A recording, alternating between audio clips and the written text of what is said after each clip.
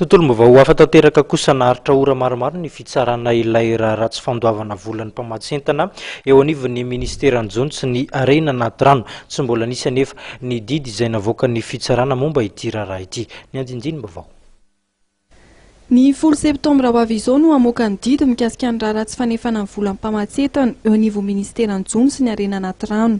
Mandra-piandry izany kosa dia nomeny fitsarana fahafana vonjy-mainka ny sekretera jeneraly ministeran-jony teo aloha Andriamatoa Apollinaire R niaraka tamin'ireo olona 3 hafa voaroroy ary niditra ponja vonjy-mainka ny 7 Jolay lasa teo. Tao anatin'ny fiarovan-tena no nolazan'ny sekretera jeneraly ministeran-jony sy ny arena anaty rano teo aloha fa tsy mandeha irery izy amin'ny asa izay ataony taon'ny ministera ity. Nambarany teo anatrehan'ny fitsarana omaly fa toy ny mpiasa rehetra eo anivon'ity ministera ity dia manaraka ny antanatoam-pahefana ny tenany ary manatanteraka ny iraka izay hampanaovy minisitra azy. Andany ny mpitory izay tsy iza fa mpamatsetana ny ministeran-jony sy ny arena anaty rano dia nanamafy ny tokony hanefana ny volan'izy ireo.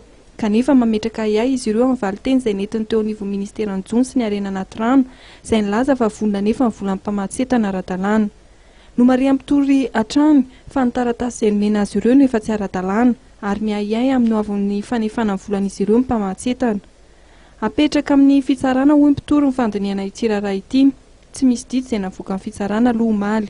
Tamin'ity fitsarana ny raharaha ministeran-jony ity dia indroa nisy fiovanana efitrano, nandalo tao amin'ny efitrano fahatelo ary nitoy tao amin'ny efitrano fahafito. Raharaha izay tsy mifarana raha tsy tany amin'ny 9 ora sasany alina omaly dia tsy amin'ny fitsarana nosy.